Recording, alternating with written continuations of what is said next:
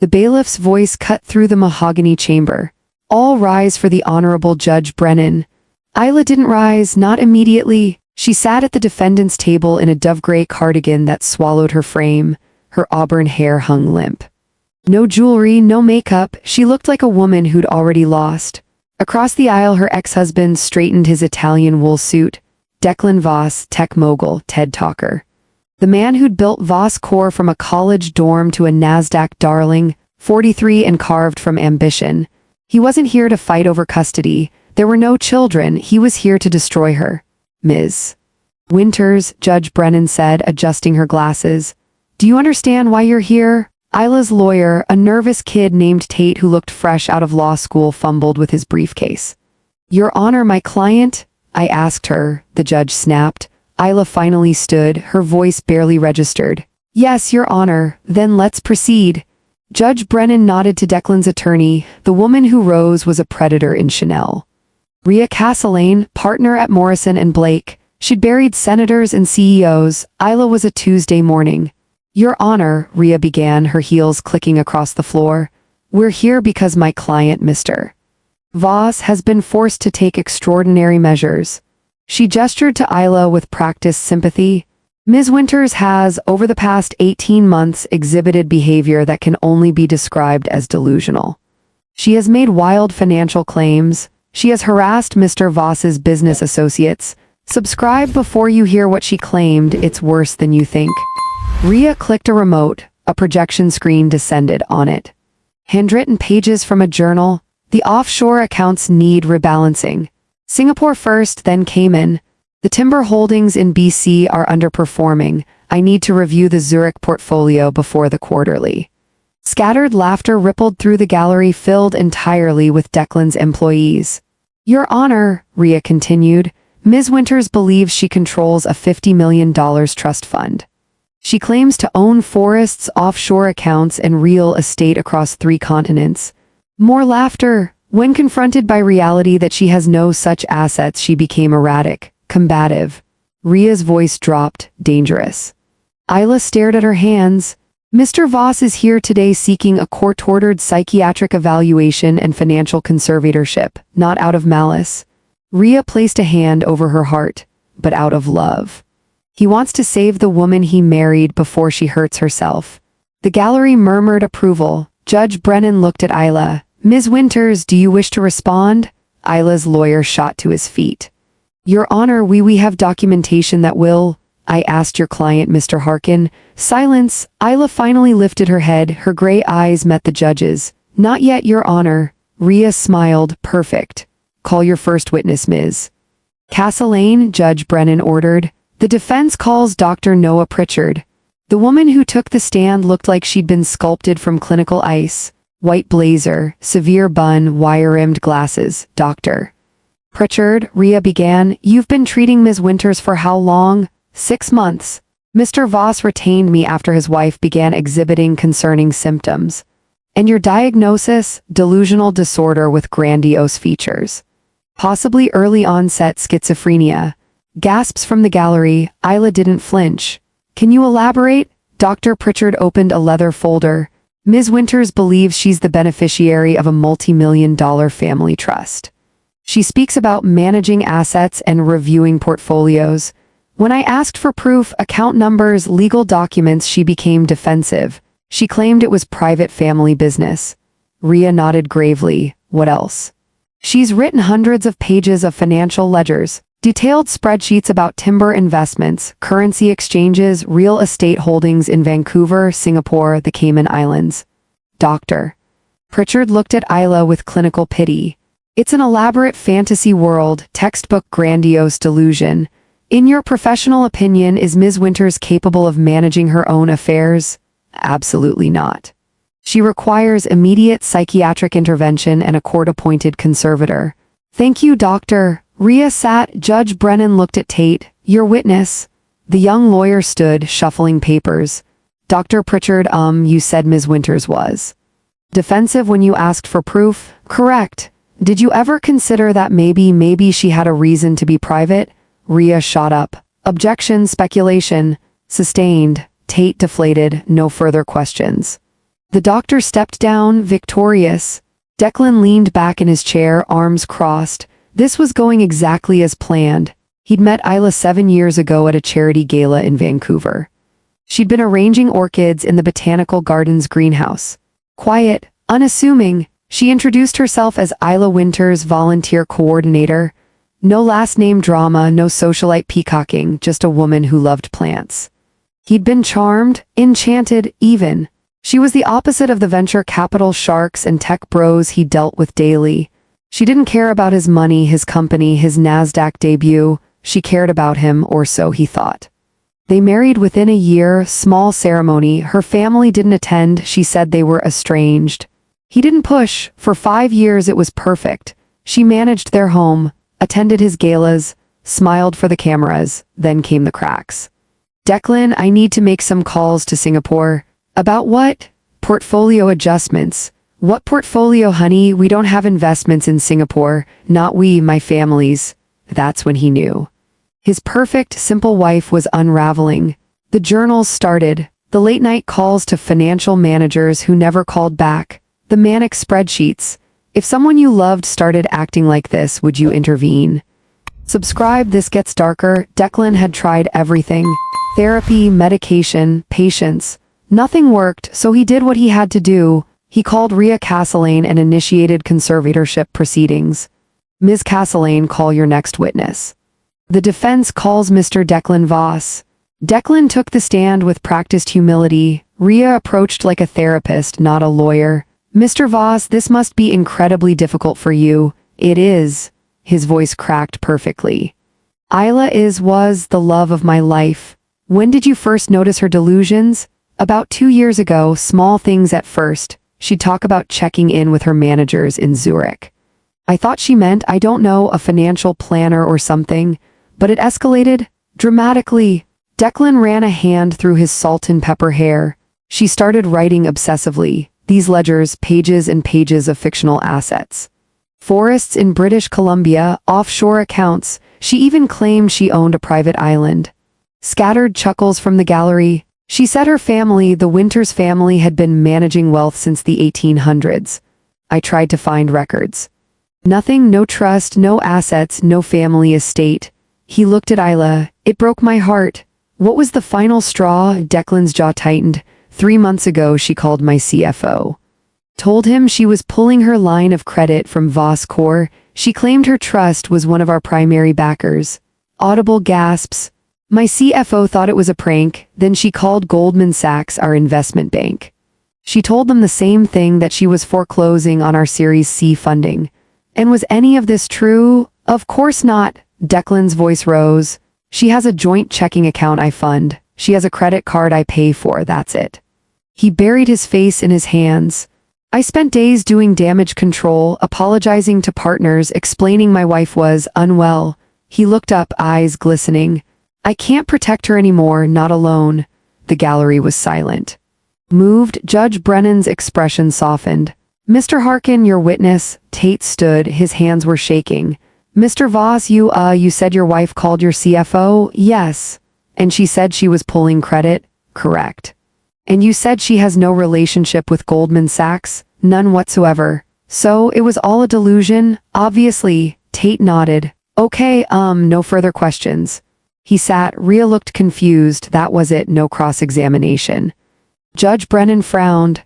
Mr. Harkin, you're not presenting any defense? Not yet, Your Honor. We're waiting. Waiting for what? For Ms. Castlane to finish her case. Ria stood. Your Honor, we have one more exhibit, Ms. Winters's personal journal.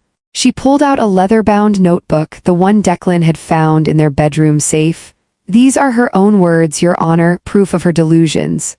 Ria flipped to a marked page and read aloud.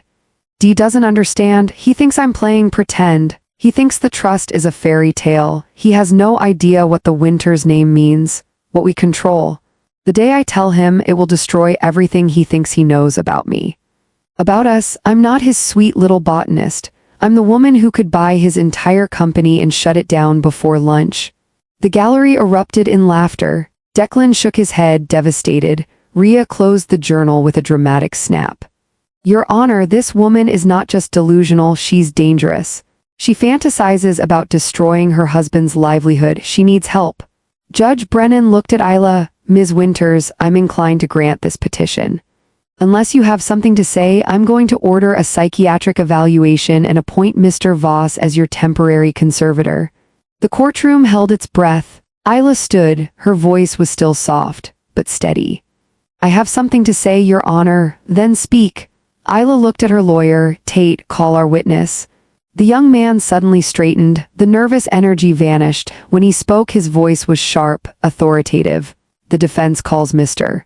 Callum Vance. The courtroom doors opened. The man who entered wasn't a lawyer, he was something else entirely. 70, silver-haired, wearing a suit that cost more than Declan's car. He carried a single briefcase. Ria's face went pale. She knew that name, the man who just walked and changes everything. Subscribe before the truth drops. State your name and occupation for the record, Tate said. Callum Vance. Managing Director of Vance and Sterling Private Trust, based in Zurich. The air pressure in the room changed. Vance and Sterling didn't advertise, they didn't have a website.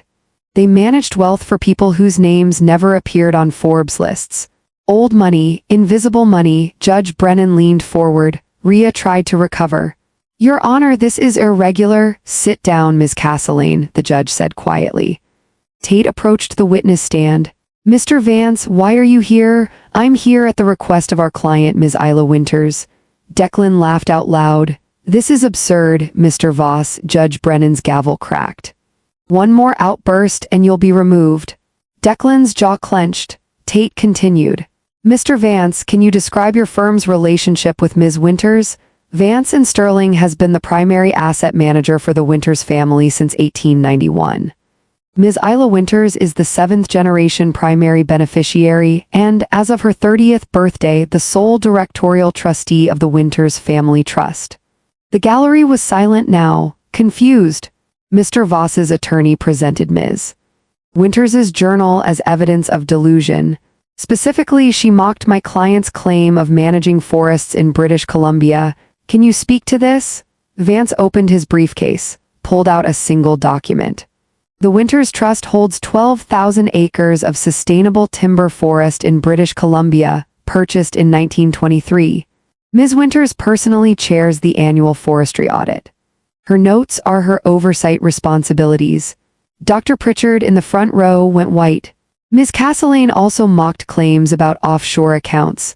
The trust maintains managed accounts in Singapore, Zurich, and the Cayman Islands. Standard practice for international asset diversification. And the private island? A 200-acre nature preserve in the San Juan Islands, held in trust since 1967. Ria was gripping the table. Tate walked closer to the witness stand. Mr. Vance, Ms. Winters wrote in her journal that she could buy her husband's company and shut it down before lunch. Dr. Pritchard called this a dangerous fantasy, was it?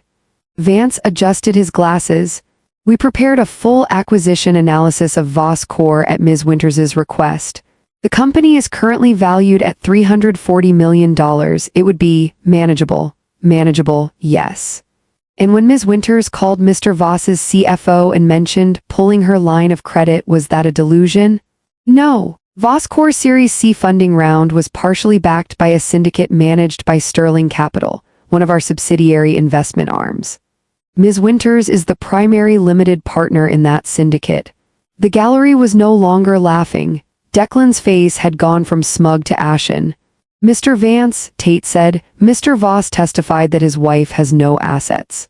That she lives off his joint checking account. Is that accurate? It is not. Can you tell the court why Ms. Winters would live that way if she had access to family wealth? The Winters family has operated on a principle of discretion for over a century. Visibility invites risk. Ms. Winters chose to live privately during her marriage. Did Mr. Voss know about the trust? No, the prenuptial agreement he signed protected his assets from her, but he never questioned the reverse. His attorneys assumed she had nothing. Ria shot to her feet.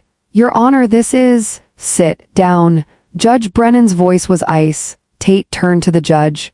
Your Honor, the entire case against my client is based on the premise that her financial claims are delusions. We've now established their facts. Mr. Vance, the judge said slowly, can you provide this court with a valuation of Ms. Winters's trust?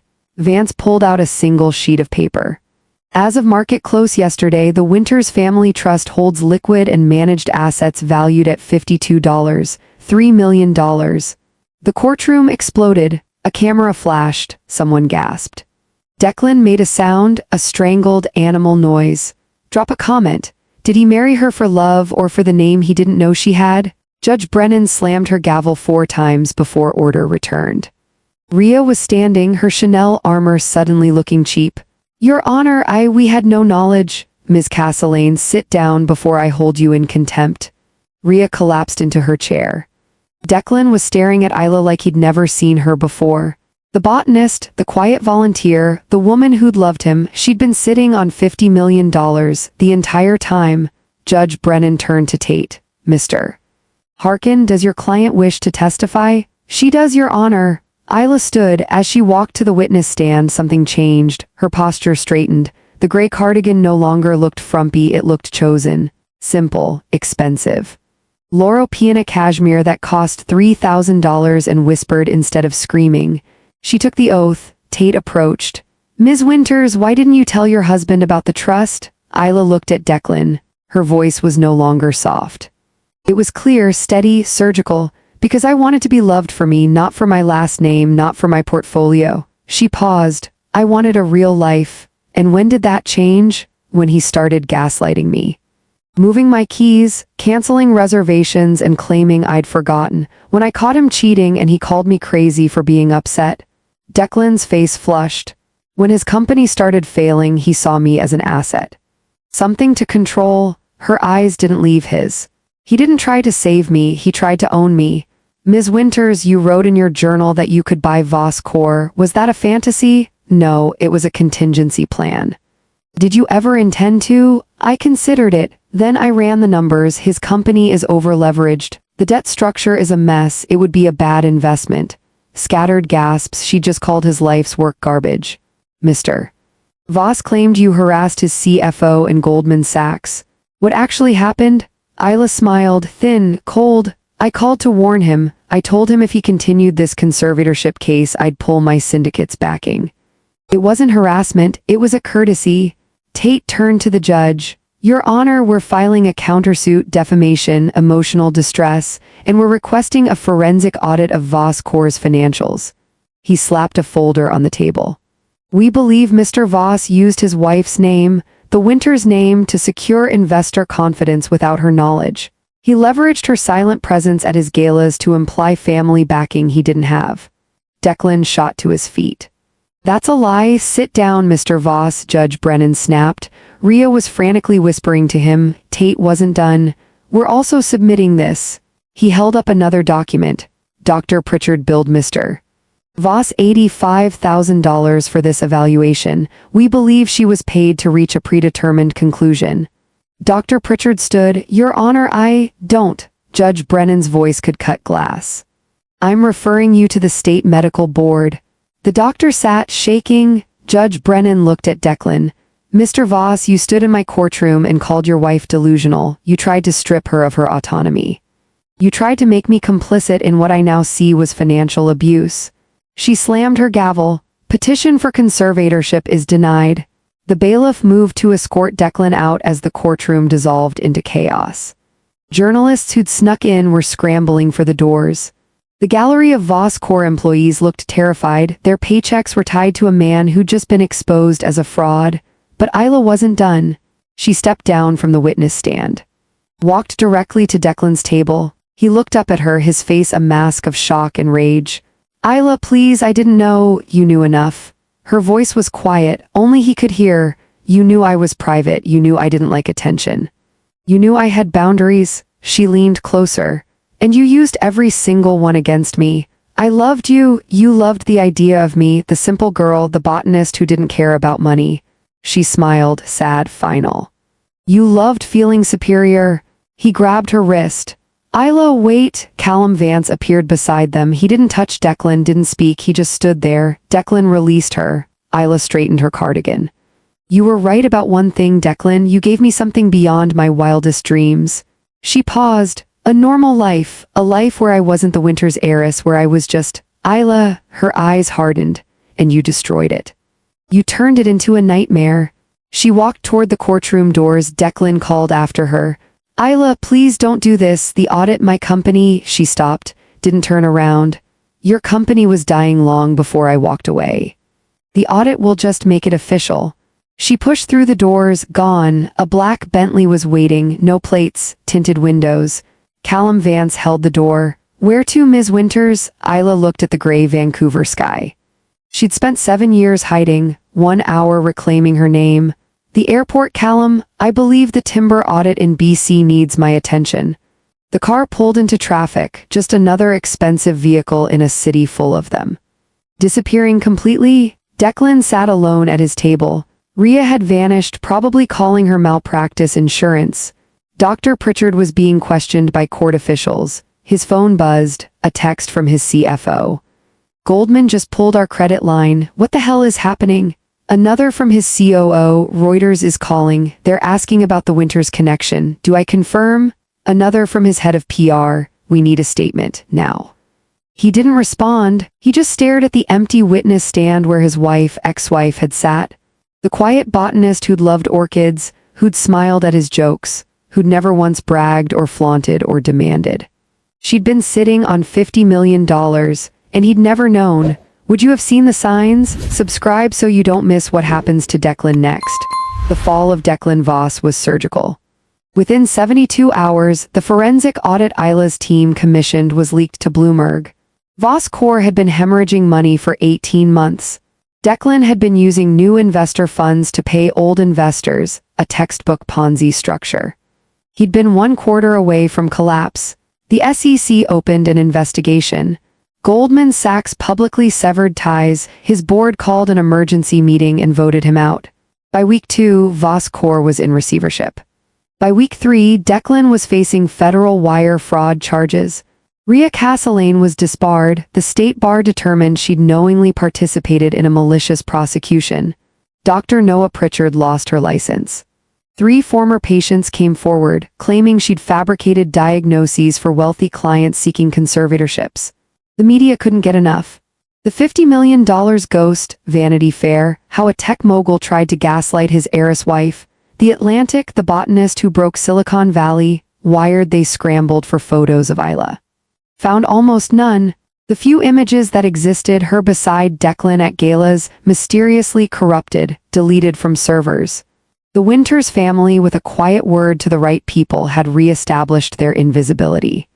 Within a month, the story faded. The world moved on. Isla never returned to the apartment she'd shared with Declan. She sent Callum Vance with a moving crew. They packed her clothes, her books, her beloved orchid collection. Everything else, the furniture, the art, the appliances Declan had chosen, she donated. The penthouse sold within a week. The proceeds went to a women's legal defense fund. Isla stood in the middle of 12,000 acres of old-growth forest. The air smelled like cedar and rain. This was hers, had been for her whole life, but she'd never visited. Too risky, too visible. Now, wearing hiking boots and a waxed canvas jacket, she walked the trails with the forestry manager, a woman named Vera who'd been managing the land for 30 years. The southern sector needs thinning, Vera said, pointing to a dense copse. We can do a sustainable harvest, sell the timber, replant. Isla nodded. Let's prioritize the replanting budget. I want this forest here in 200 years. Vera smiled. You sound like your grandmother. You knew her? I worked for her before you inherited the trust. She was a hell of a woman. Isla looked at the towering pines. I'm trying to be. Isla sat in the back of a Sotheby's auction house. Lot 47, a 300,000-acre tract of temperate rainforest in northern British Columbia. Mining companies wanted it. Logging corporations wanted it. She wanted it preserved. The bidding was vicious. $200 million, $250 million, $280 million. A mining conglomerate bid $300 million. Isla raised her paddle.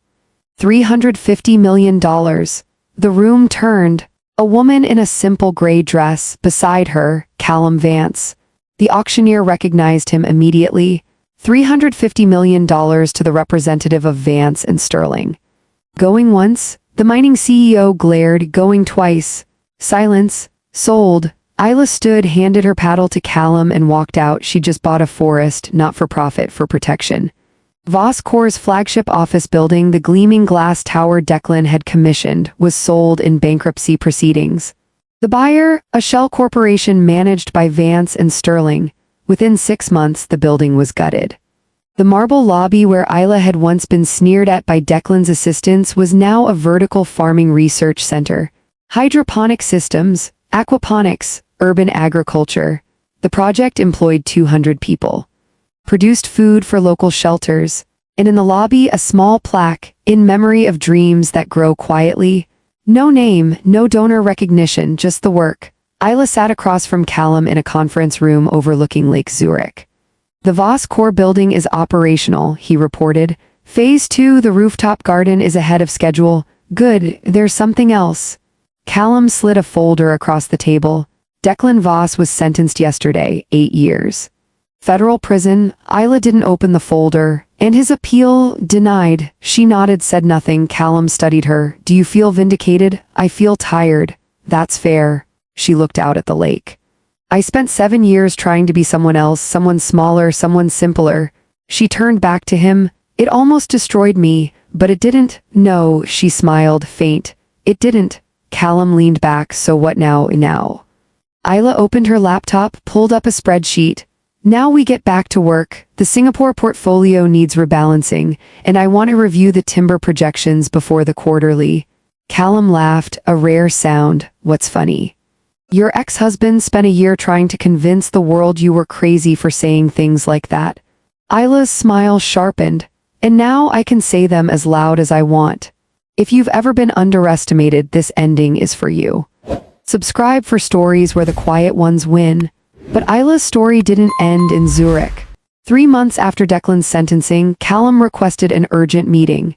He arrived at her estate in the Swiss Alps, a fortified 18th century manor built into the mountainside.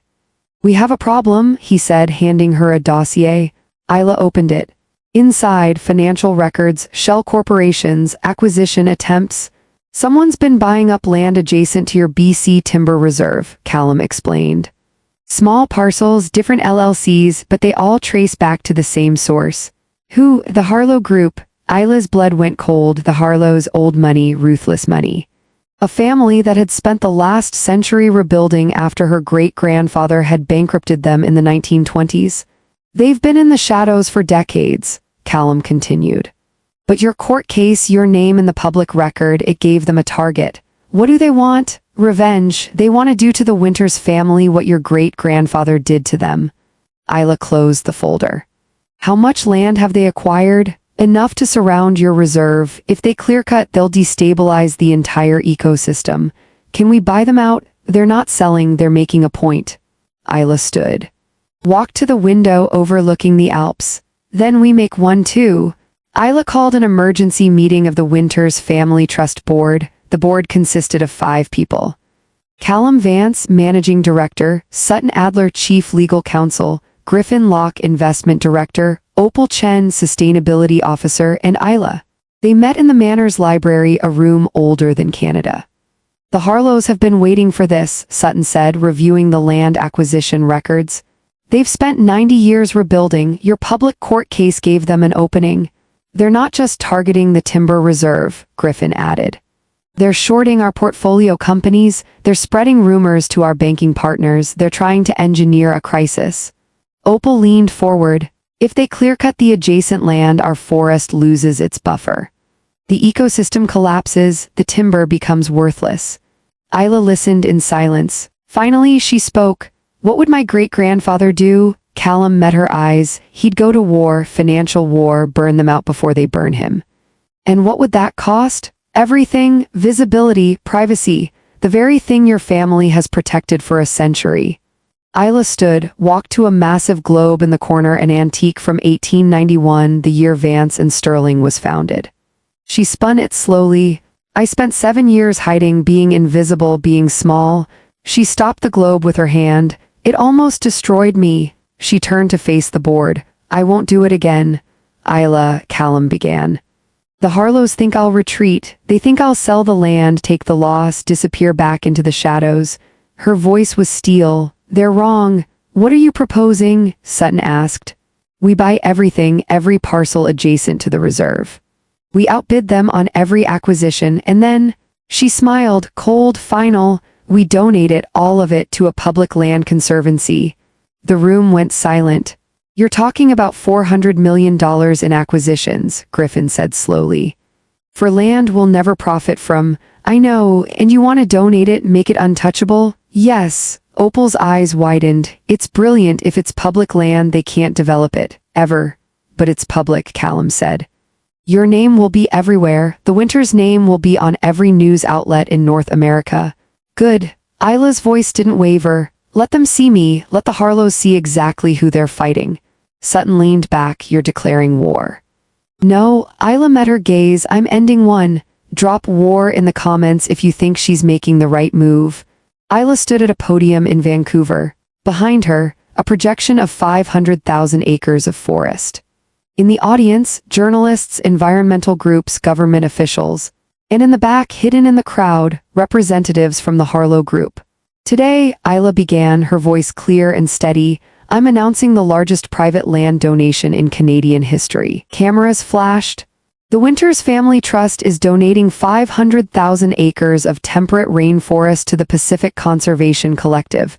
This land will be protected in perpetuity. No logging, no mining, no development. Applause erupted. This forest represents 5 generations of stewardship, and now it belongs to everyone.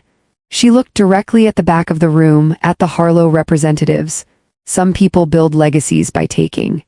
Others build them by protecting. She paused. I choose protection. The press conference ended. The story exploded. Mysterious heiress donates $400 in rainforest, CBC, the Winters family. Old money's best kept secret, Financial Times, how one woman outplayed a century-old vendetta, Bloomberg for a week. Isla's face was everywhere. And then, just as quickly, she vanished again. The Winters Trust released no further statements. Isla gave no interviews. She simply returned to Zurich and got back to work. In a private office in Manhattan, 3 members of the Harlow family sat in stunned silence. They'd spent 90 years planning, rebuilding, waiting, and in 3 months Isla Winters had dismantled their revenge. The land they'd acquired was now worthless, surrounded by protected public forest. The shorts they'd taken on her companies had backfired. Her public visibility had actually increased investor confidence. The rumors they'd spread had been drowned out by the conservation headlines. Ezra Harlow, the family patriarch, stared at a photo of Isla from the press conference. We underestimated her, he said quietly. His daughter Marlo laughed bitterly. We didn't underestimate her, we didn't see her. What now? His son Knox asked. Ezra closed the folder. Now we do what the Winters family does best. He looked at his children. We disappear. 6 months after the press conference, Isla received a letter, no return address. Hand-delivered to Vance and Sterling's Zurich office. Inside, Ms. Winters, I am writing on behalf of the Harlow family. We would like to request a meeting. Ezra Harlow. Isla showed the letter to Callum. It's a trap, he said immediately. Maybe. You don't owe them anything, you won. That's why I should meet them. Isla, they spent a century trying to destroy my family. The least I can do is look them in the eye. Isla entered the wood-paneled dining room alone. No Callum. No security, no lawyers, just her. Ezra Harlow sat at a corner table. 80 years old, silver-haired, wearing a suit that whispered old money. Beside him, his daughter Marlo, sharp, mid-40s, eyes like a hawk. Ms. Winters, Ezra said, standing. Thank you for coming. Isla sat. I almost didn't. But you did. That says something. It says I'm curious. Marlo poured tea. You've cost us a great deal. You started it. Ezra smiled. Fair point. Silence. Finally, Isla spoke. Why am I here? Because, Ezra said, we wanted to meet the woman who ended a war we'd been fighting since before she was born. And you remind me of your great-grandfather. Isla's jaw tightened. That's not a compliment, Marlo added quickly. He destroyed us, but he did it with precision, strategy, not cruelty. Just business, Isla said. Exactly. Ezra leaned forward. Your court case. The conservation donation, you didn't just win, you made it impossible for us to fight back without looking like villains. That was the point. It was brilliant. Isla set down her teacup. If this is an attempt to, it's not, Marlowe interrupted. We're not here to negotiate or threaten, we're here to concede. Isla stared. The Harlow family is withdrawing, Ezra said. We're liquidating our positions adjacent to your holdings. We're closing the shell corporations. We're done. Why? Because you proved something we'd forgotten. He met her eyes. Power isn't about revenge, it's about legacy. You built something that will outlive all of us. We were just trying to tear something down. Isla said nothing. Marlowe slid a document across the table. This is a non-aggression accord, legally binding, will stay out of your way, forever. Isla picked it up, read it. And what do you want in return? Nothing, Ezra said, except maybe, respect. Isla looked at the two people who'd spent years plotting her family's destruction. She could destroy them completely. She had the resources, but she thought about Declan, about the courtroom, about the years she'd spent hiding. She thought about what she'd told Callum in Zurich, power isn't about revenge. She signed the document, slid it back. One condition, she said, name it. This never happened, no press, no leaks, we go back to being invisible. Ezra smiled. Agreed. They shook hands and walked away. Would you have signed or burned them down? Drop your answer below. Isla stood in the lobby of the former Voss core tower. It was unrecognizable. Where there had been marble and steel, there was now green, vertical gardens, hydroponic walls, a living, breathing building.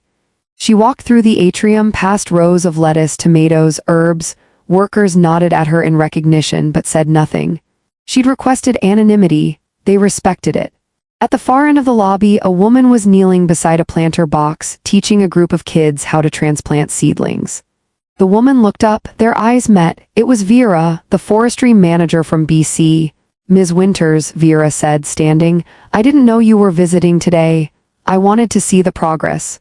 Vera gestured to the space. We're producing 50,000 pounds of food a year now, all donated to local shelters and schools. That's incredible. One of the kids, a boy, maybe 10, tugged on Isla's sleeve. Are you the lady who made this? Isla knelt down. I helped, but a lot of people made this. My mom says you used to own this building. Not me, someone else. Oh, the boy frowned. Well, I like it better now. It smells like my grandma's garden. Isla smiled. Me too. Isla took the elevator to the top floor. Where Declan's executive office had been, there was now a rooftop greenhouse. She walked through rows of orchids, her favorite. At the far end, overlooking the Vancouver skyline, was a bench. She sat.